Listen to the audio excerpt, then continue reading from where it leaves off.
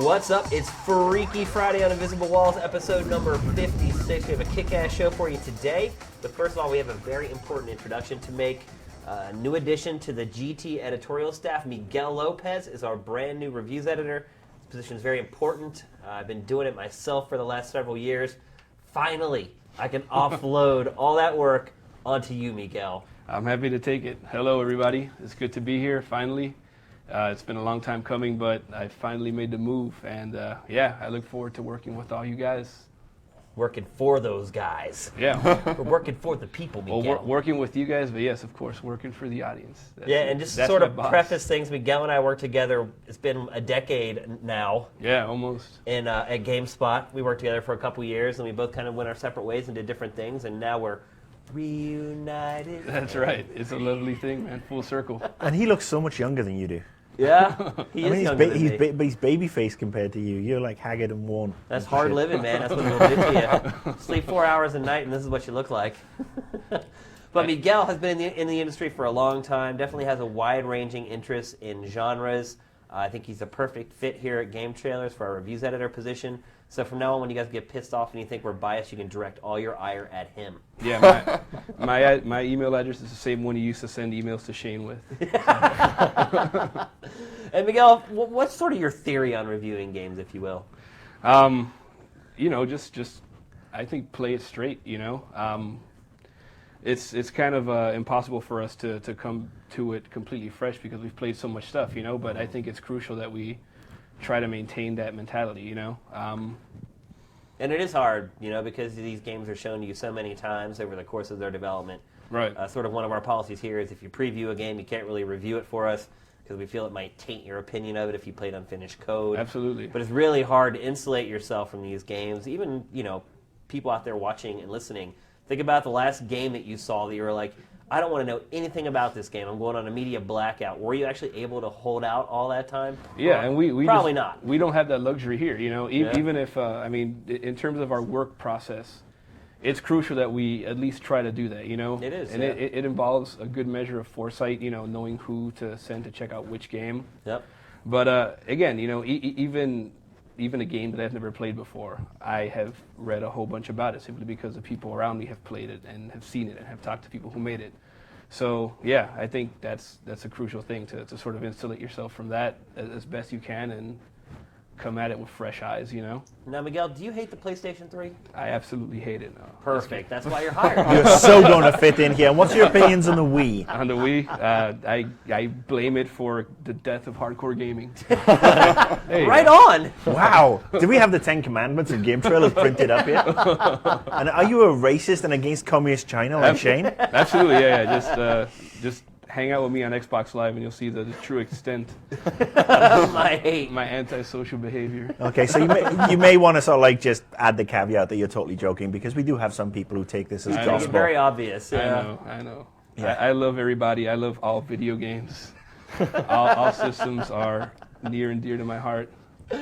People. Yeah, we are just kidding, folks. So, yeah. Welcome aboard, Miguel. Definitely glad that you're here. I know you're going to do a good job, and I know our users are going to grow to love you just as much as they all hate us. Right on. I could take the worst you guys have to dish out. So. Oh, Jesus, dude, really don't say that. You're going to get some interesting gifts. Oh, I bet I am. You're going to have Hip Hop Gamer on your case. He's going to rush me, man. I'm afraid of that guy. All right, now in addition to Miguel, we have the usual crew of suspects on the show. Marcus Beer is in today. What it is, my darlings. Daniel Bloodworth. Yo, what's up? And Justin Spear. I didn't do it. And Ryan's sitting along shotgun, so if you hear from him today, it will be through someone else's mic, but we know how he likes to chime in from time to time. So without further ado, let's get it rolling. Wii の間を DSi で持ち歩く All right, first we're going to talk about something that undoubtedly is probably going to take up about 50% of Nintendo's E3 press conference. It's a brand new channel that just launched in Japan, and Daniel Bloodworth has been exploring it. What is the channel and what's the story, Bloodworth?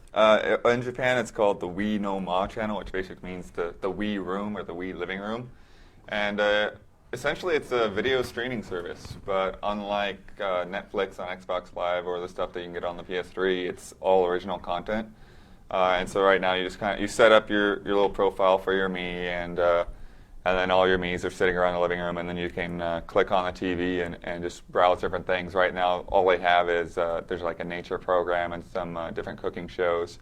But it looks like they're adding new shows on a schedule like every day or every couple of days. Now, can other people come to your sort of room and watch shows with you with their Miis? You know, I thought that at first, but it's kind of hard for me to tell with the language barrier. I did see in one of the trailers it showed like two Wiis talking to each other. But what they actually do have is they'll have like a random celebrity pop in and say, hey, look at this video. It's kind of strange. Hard gay? Did he pop in there? And the trailer they had Albert Einstein, and then the one I had I didn't recognize, but... Celebrity. You use celebrity very loosely. I thought he was dead. It's like You historical. know, Japanese celebrities, you know, we have the Japanese TV spots all the time that have celebrities, you know, that I would never know. But then, you know, they have sponsors like Honda and 7-Eleven and stuff, and there's also a sponsor room where you can go and kind of see like some of their advertisements. And that was actually the most entertaining thing on there so far. It's this crazy Honda ad, which is supposed to be about their cars going greener. Yeah. And so they have all these old cars, but they're not cars. They're people with cars on their heads, like hats, running around trying to get somebody to pay attention to them because they're too smoggy. I like the one shot where the one guy was dejected and he looked all sad. Apparently he wasn't green enough. So yeah, it's just starting out. It really, I mean, as any video service, it depends on the content. I'm surprised that they don't have any kind of original anime or comedy shows or anything like that right now. But Now, do you think they really produced that nature show? Do you think Nintendo's Somebody out on the produced it for Serengeti, them. like filming wild boars? Did it have Yeah, Funky Man in it? I'm sure that. Yeah, I'm just sure that got rid of there's Snorlax. some stock footage provider somewhere, and they had somebody produce it for them out of that. So I can't imagine that they'd launch a service like that without using other people's content. yeah. Maybe we can strike a deal with them and we can do content on the channel here in America. But there's some other little interesting features you can. Every video you have to like vote on afterwards. You know, so you either liked it or you're indifferent or you hated it, and then there is an option to download that video to your DSi and watch it on the road. And then the sponsor rooms also have things like you can get them to send samples to you of their products, or you can like actually put a coupon onto your DSi and then they can scan it at the store for whatever discount you're going to get. It sounds like a big old ad. Yeah. Honestly, this is like another way for them to make a buck. I mean, it's all going to be about the content. How much legitimate content would you say launch with the service in Japan? It looked like, I mean, there was the one nature video I saw, and then there's like another thing about some artist in Japan, and then there were probably about 6 or 7 different little cooking videos. That's it. Yeah, that was it. Not exactly Compellivision, is it? Does Nintendo still make games? Television. Yeah, Yeah. I don't know, actually. I know they've just launched the DSi and they have some great games on the DS. I'm just wondering, are they officially a games maker anymore? Well, I guess we'll find out at E3, won't we? Or toy will we? company, Last TV year we company. didn't find out. Well, I mean, again, Microsoft has had this on the system forever, so in a way, it's just them kind of playing catch up in their own different way. It's actually a lot like home. I guess it's like home mixed with Netflix. It's more like this theater in home. Yeah. If you just had that. Microsoft, they have Netflix, but they also have, pay to watch stuff you see on television. Right. This all sounds like weird sponsored stuff. Is that right? Well, there's the sponsored stuff, but then there's just the other stuff that's kind of. Can you make your own content and upload it? Oh, God. No. Is it going to be like Wii YouTube? I'm guessing Now the first imagine- video will have a penis in it. Yeah, imagine that, man. Jesus. What a nightmare. So yeah, if they put it here, they're gonna have to do something totally different. It Yeah. can't be like the PBS of the Wii. Yeah. I mean, it just sounds like they're just kind of playing catch even up, know and how they're it's still done. not going to catch up with this latest directive unless they change it drastically for the U.S. release. At the midpoint on the journey of life, I found myself in a dark forest. For the clear path was lost. All right. We recently went to an EA event where they showed off pretty much their whole upcoming catalog. Yeah, right. Fairly recently. I wouldn't say that, but they'll probably have like 3 or 4 more events before the summer's over. Yeah. Well, E3 is coming up as well. But there are 2 games we want to talk about specifically, and possibly a third depending on time. The first 2 are Dante's Inferno and Brutal Legend. Now, Dante's Inferno, one of my top 3 or 5 books of all time. Absolutely love it. Little concerned that it's not going to be such a true sort of I don't know what the word is, but they're not going to really represent the Adaptation. book the way it should be and adapt it correctly. It's going to be an Well, interpretation. the way it should Yeah. be is up to Yeah, the... they think they are. They do? Yeah, they Looking said at the that a main lot. hero, that's what they think Dante really looked like. I actually asked him in the interview, I'm like, so who's this main character? They're like, oh, that's Dante. And I'm like, oh, a little more Didn't he badass wear like than I a remember. robe? Virgil still looks like an old dude who's like, you know, Decrepit. kind of a man of letters. Yeah. Virgil's like, got my Ninja Gaiden scythe I stole from death. Yeah. ready to combo some fools. So beyond my affinity for the book probably getting pissed all over, what about the game itself? It looks like a combination of God of War and God of War. Combinations, yeah. Well, it's definitely one of those things where Resident Evil 4 is to Dark Void as God of War is to What? Dante's Inferno. How is Resident Evil 4 like Dark Void at The all? inspiration for. You mean Dead Space? Yeah, Dead Space. Oh, wow, this generic That title. also Yeah. funky Well, title. I was doing Dark Sector in there too. Squash- Still, Dark squashes Void the kind corn. of Dark Void still kind of makes sense. It has over the shoulder view. The problem is I was just the Captivate thing, so I got a whole bunch of Dark Void in my mind. But yeah, you were in Europe drinking Dead absinthe. Space. That's really the problem, isn't it? yeah, You're admitting that your One or mind the is a other. dark void, and I respect that. so green. But you were actually playing it, so how, Yeah, how I did play it. So yeah, it's basically their take on the God of War kind of genre. It's definitely way more God of War than Ninja Gaiden or anything else. It's kind of feels like direct inspiration. They're like, this is a game type someone made. It worked really well. People like it. We can do that. We can put our own spin on it. We can make a game like this with people enjoy in the same way. So kind of like Resident Evil 4. They had the guy move and shoot, so that was super awesome. Maybe they'll do something similar here, but what I saw was pretty early. They had your combos. You have the circle appears above a guy's head, and then you hit it and you finish him. Everything had like an analog to God of War. You hold the left, I guess it's what would be as a L1 in God of War, and you hit square, triangle, and then you get this super wide-ranging, swingy attack. Yeah, And somebody it was was just telling very me- similar. There was almost an analog for every mechanic. The analog stick rolls. Everything feels so close to. Well, some God of the War. people working on the game worked on the God of War series. Yeah, so right? I mean, it's not as if it's a bad thing. Yeah, I don't have any problem with that. Necessarily. We only get to play God of War once every 2 or 3 years, so I don't have an issue with that. Now, are there long-ranging chain-like weapons like in God of War? What they had so far is a scythe, but it's a pretty long scythe, so you can get some coverage with it. And another button's kind of a projectile shooting like across. I think you can hold it down and it charges it and kind of spreads it out a little more. So it's kind of like what's with the cross weapon in this shotgunny. game? I remember someone talking to me about it. And I was demons like, hate that Shane. they don't like crosses. Crosses, holy water. I don't know if holy water's in it, but What does a cross do? it's Doesn't it it's a kill everything? projectile type thing. You can kind of hold it down. It's basically kind of a shotgun or a bow in the game. Would you say it's almost like a crossbow? It is almost, except without the bow part. There's no bow. Well, you said it was almost like a bow. How does a cross work as a projectile? A regular bow.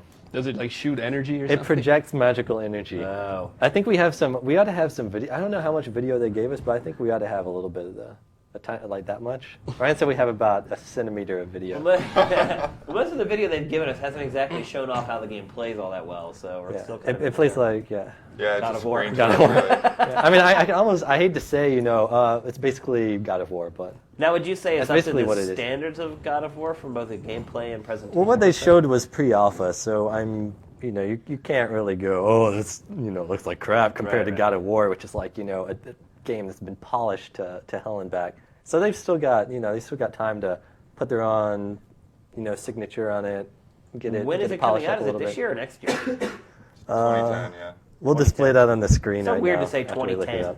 When I was a kid, I thought 2010, I'd be like the whole world would be over by then. There. Anyway, let's move on to Brutal Legend.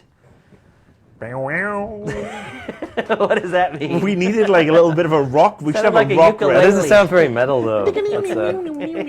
That's not very metal Banjo. either. We'll in the edit we'll put a meaty guitar riff in there. Yeah.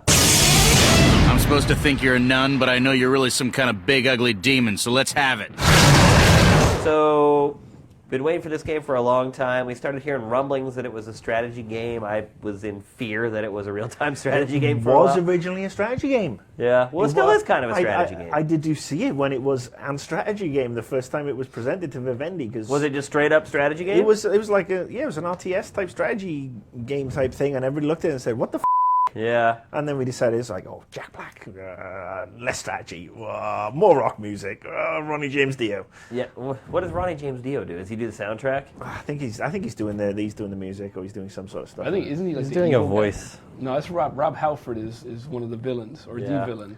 Did you guys know if you look at the old Dio logo from back in the 70s and 80s and turn it upside down, it says devil? Yeah. I'm not kidding.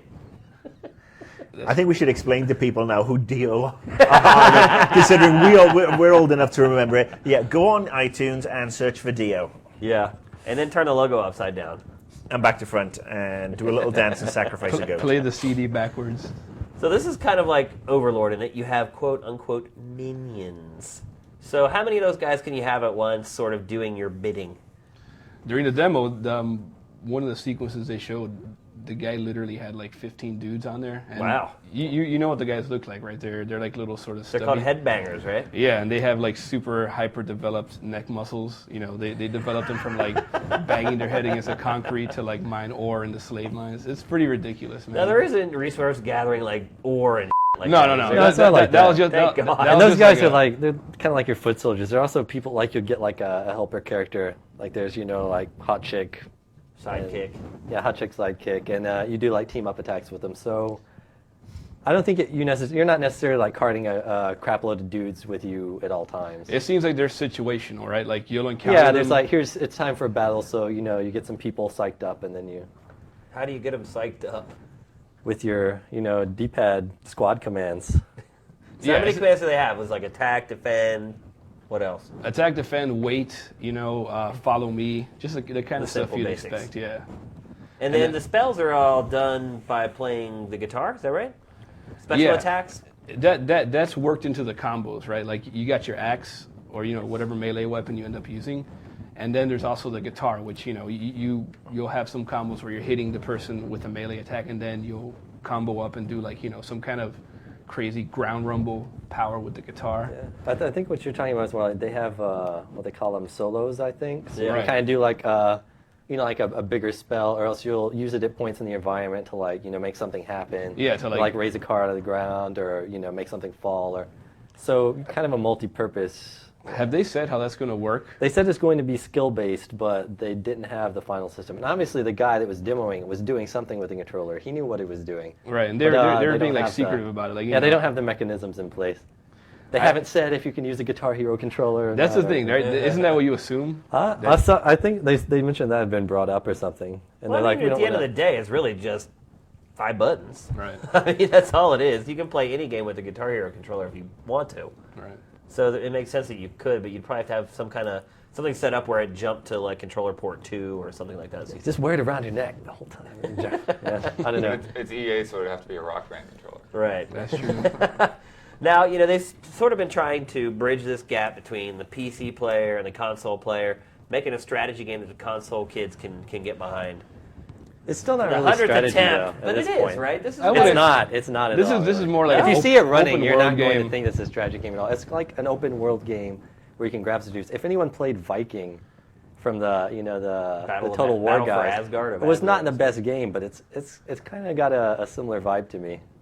That's probably not a good sign. You go around in the world. No, the game was great. Viking, other than sucking a little bit, it was really good. Please elaborate. They just needed to fix that up. And basically, they didn't have a polished game. They had some good concepts, and this looks like they have some good concepts. They have some awesome writing.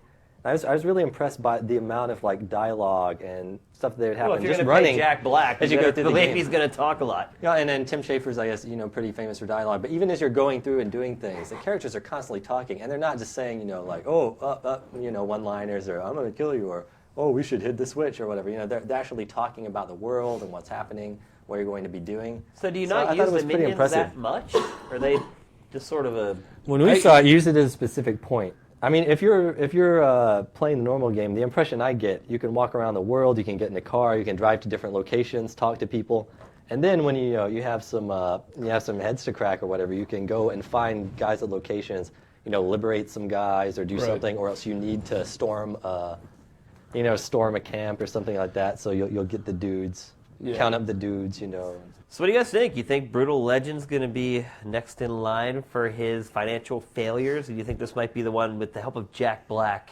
and Metal that will break through? There's a lot of Power stoners Metal, out there I who are can see going to it, love the Jack Black, and there's always the Kung Fu Panda audience as well. I'm sure they're ready to be introduced to death metal and all that sort of shit. I think we're all pretty certain it's going to sell more than Psychonauts, which sold, about 30 or 40,000 copies, I think it was? Hell yeah! All right, now we're going to do a little post-mortem on Wolverine, X-Men Origins Wolverine. I think it's a little better than the average movie-based game. It's better than the friggin' movie, I'll give you that. Is the movie that bad? The movie is not as bad as X3, but it messes with the whole Wolverine backstory. Is it canon? The Really? canon, Oh, yeah. It does. Whoa. Like, you would know from the Is he setting still Canadian? that it's, Oh like, my you know, God. like, all that Weapon X stuff, like, in the comics Does he is, still like maple decades syrup? ago. Yeah. And here it's like there's laptops all over the place. Yeah, I mean, that's what it is in the movies. The movie is very modern. I mean, it's supposed to be set 20, 30 years ago, but you've got like a young Cyclops in there, and everything's just so shiny and pretty. Wow. And then there's this whole Sabretooth is Logan's brother, and that messes with one of the origin stories. Anyway, the Oddly movie, enough, they call it X-Men Origins. yeah, unfortunately, it should It's a be reimagining. rewriting the origins. Aren't there like 5 continuities now anyway? Like, They've actually, Marvel have done a pretty good job with streamlining them into the Origins series. There's actually a Wolverine Origins book, or series of books that's actually very good. But we're not here to talk about the movie, not here to talk about the books. Let's talk about the game. And I like the game. The game is better than the movie. The game, I know, for a start, it was the Wolverine, we wanted, the gory Wolverine. That first mission where you yank the guy out the helicopter and holding him into the blades, and The blood turns purple. Yeah, the blood's purple. What the hell is with that? And the rest of the game, the blood is red. that's like mutant. Yeah, I think it's a compression. I think the thing. guy Really? the guy had swine flu. Well, because here's the thing, I noticed this pretty quickly. A lot of those cutscenes, they're using in-game assets, but they are pre-recorded. Yeah, they're streaming. And there's they are streaming all this them. artifacting all over them and stuff, and so you see stuff like that where I think that That's the a little bit compression has tacky. probably killed a little bit of the coloring on the blood and things. I think the game, it's safe to say the game was a little rushed, because you'll be hitting a checkpoint or finishing a level, and it will say, saving your content, don't turn off your machine, and then you'll see streaming come up across the bottom. The word streaming come up across the bottom of the screen. But you could Being tell honest they about it. rushed Yeah. to get it out in time for the movie, because the game is buggy. There are certain things that, you get caught in a tree, or you get caught on the back of a tree and you can't rip through it to get out. There's invisible walls everywhere. There are a lot of invisible walls. I mean, in these jungle environments, you can't free run through the jungle. They do some really great stuff. I mean, for a start, the lunge mechanic is superb. that's fun. The feral sense is really cool for finding cool bits and bobs to get more rage, or to see where you're going, or find Although the weird thing bodies. is it's exactly like Ninja Vision and Ninja Blade. Well, that's like the new thing to do now. It's just like you slap a vision filter on there. It's like you can see all the, let's highlight all the important stuff. Well, it seems like kind of a cop-out to me, But honestly. it's meant to show off. It's meant to show off to implement. one of Metroid. one of his senses, where he smells animate objects, inanimate or organic, and they do show up differently in dangerous objects. He does smell them. I mean, that's one of the things. He's part animal, if you will. I like that there's a couple of sections where they actually have footprints, and I think that's pretty cool. 'Cause Yeah. You can't see them at all. No, the Unless- footprints unless you have a section feral is sense really on. cool, and it's actually it's useful as well when you're playing against the ghost soldiers, who these guys with stealth, and if you And don't shotguns that you can turn against them. shotguns that you can turn against them. But one of the things I did like is the way that the environment does interact with what you're doing. For when you've got these ghost guys who are stealth camoed, and in one of the missions you actually lose your regeneration and your feral sense, and you basically, if you smash the holding tanks around it, the room floods with water, a couple of foot of water, and you see those guys running through it, and you see the splashes, and you know where to go to go and smash them out. like I said, I'm enjoying it. I'm having a really good time. I'm loving the gore. I'm loving the kill combos.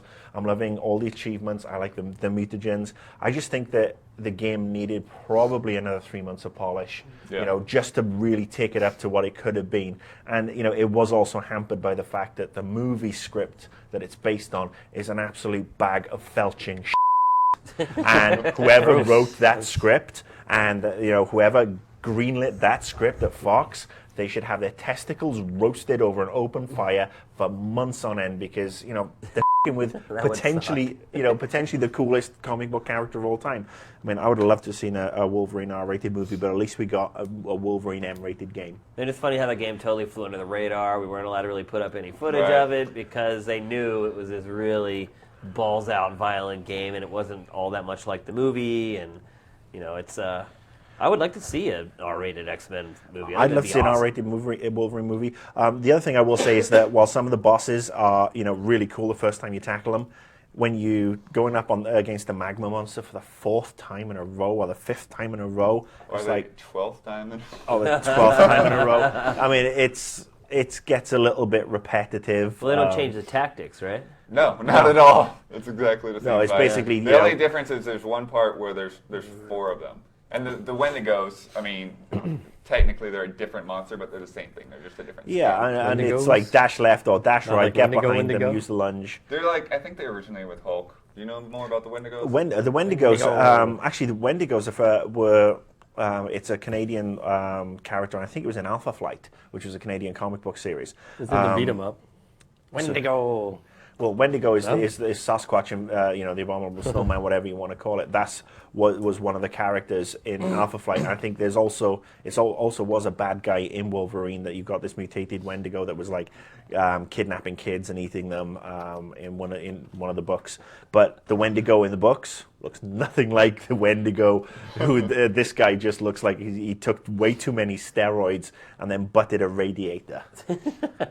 Now, who would you recommend this game for purchase to? Anybody?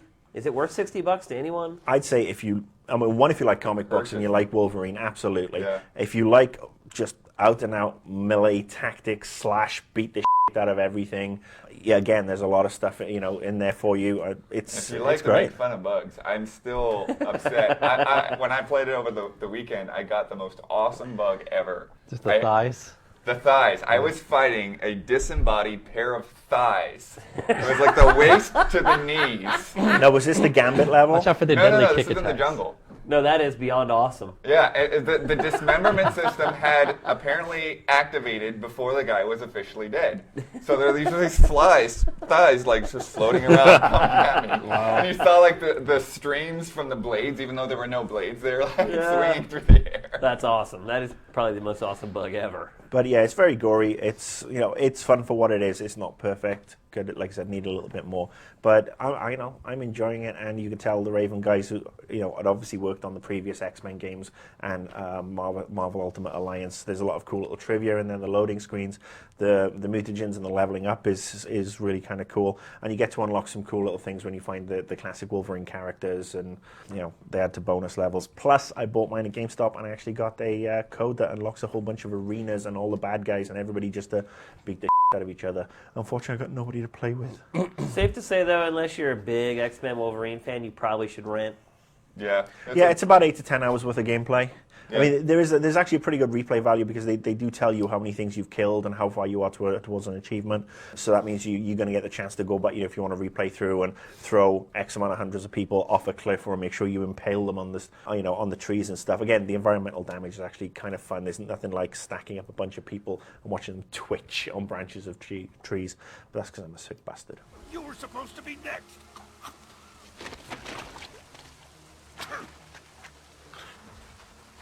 What's your plan, Captain? I'm gonna find him and kill him. All right, next up is On the Hook, where we answer your big questions that you have.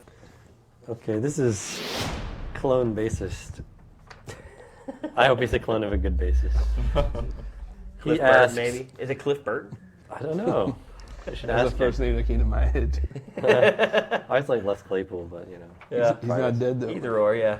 Do you feel that the length and amount of content in games this gen is a lot less than previous gens, he asks? And Done. That's basically his question. He's like, it's all fair to build games that look nicer, but not when it means trading off for less gameplay options. So I guess he's a little pissed. And the games are more expensive.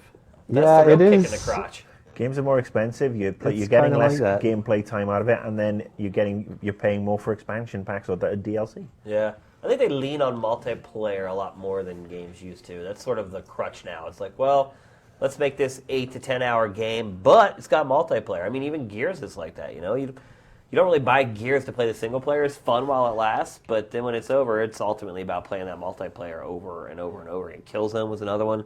I didn't really enjoy the single player all that much, but I'm loving that. Even more, right? But I'm loving the hell out of the multiplayer, and it just seems like a lot of games are sort of built with that in mind. It's almost like the single player is the afterthought now, and the multiplayer is really where they spend a lot of their time. Well, it's a lot easier to produce some multiplayer levels than it is to populate AI into a single player level, and there's a lot more design that takes place and story that has to be written, scripting and all that. It would be perfect in an ideal world that you'd have game designers giving you multiple paths to every target, multiple outcomes on every level, so you can actually go and branch off.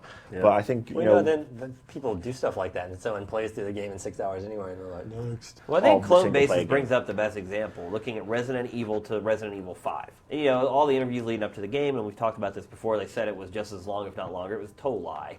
Yeah, I mean, the game wasn't even really half as long as Resident Evil 4. And I think it's true. The cost of making games is more expensive. The marketing, all that stuff is exponentially more expensive.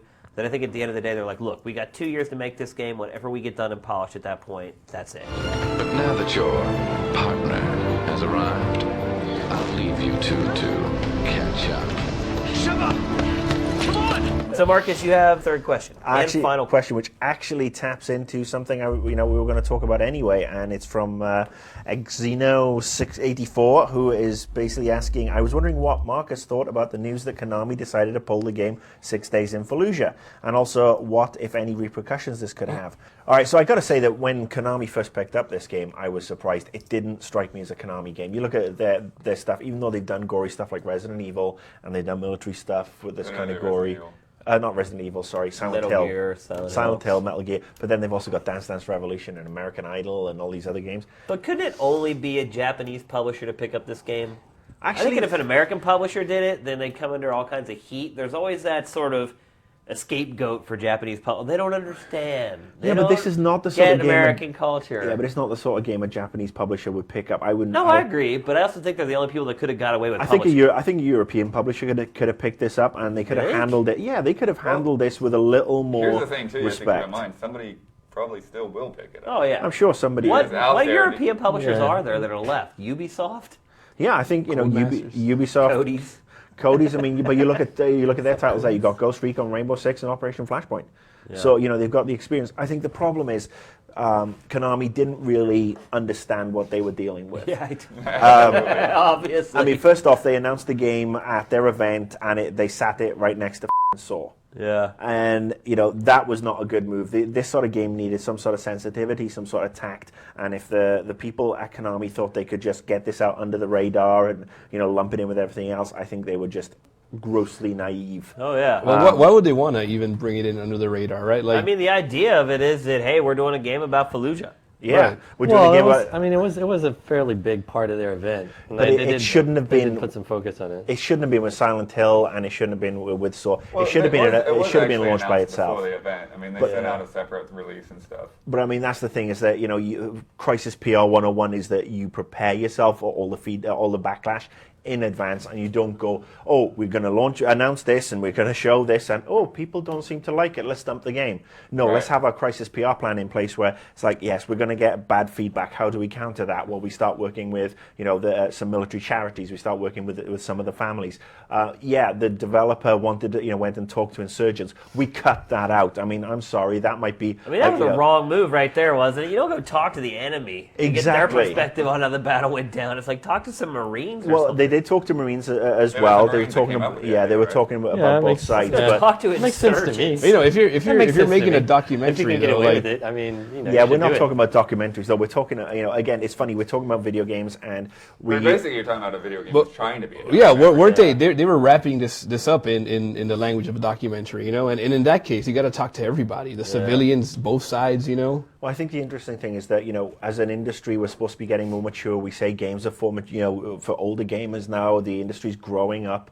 And then we have what is, in effect, a rookie play from Konami with regards to just not seeing things through and not treating something like this in a mature manner. And I think that's where they went wrong. If they'd have actually thought this out in advance and just been a bit more respectful, they probably could have got away with it. But I'm actually kind of glad that they're not doing it anymore, because it'll probably fall to a Western publisher, somebody with some balls. Maybe it'll be an online-only game. They're going to need big ones. Yeah, they're going to need they're going to need big ones. They're going to need stones, but hopefully somebody with the skill to actually see what's going on, how they can counter it, how they can get rid of the bad press, and actually involve the people who whose lives are affected on it. I hate to go back to Black Hawk Down, but that's what we did with the Special Operations Warrior Foundation. We worked with those guys who it's a charity. They take care of the families of Special Forces operatives who were killed in combat or training. We worked with them. They supplied consultants who told us exactly what was going down. There were donations made. A section of profits of the game went to this charity. We went from having those guys as like wanting our blood, and people sending us death threats. These guys saying, this is the most sensitive way anybody could have handled the video game interpretation. Well, it didn't seem like the press backlash was that bad to me.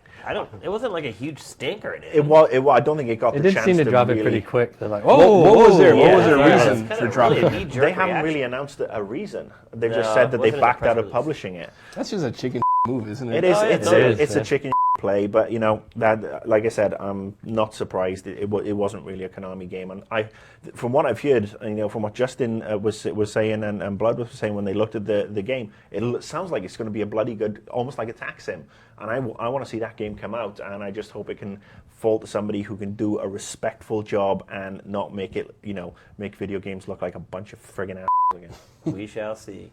Marines try not to enter in through the front door because that's where the enemy typically orients his fire, so instead they often will make their own entrance. All right, that's going to do it for this week's show. Once again, Miguel, welcome to the squad. We're really glad that you're here. Oh yeah, the pleasure is mine, guys. Thanks for having me on today. I know all the people out there in GT land are going to love you and your work, so welcome aboard. Also want to say we have a very special guest on the show next week. You guys have asked for him numerous times. We're finally going to deliver. He's actually supposed to be here today. He forgot. That shows how much he gives a shit. He was busy, and he was the one who bugged me to say, let me on the show. Also, E3 is coming, and we'll have a big E3 preview show coming up in the next couple weeks, so look out for that. Until next week, Invisible Walls out.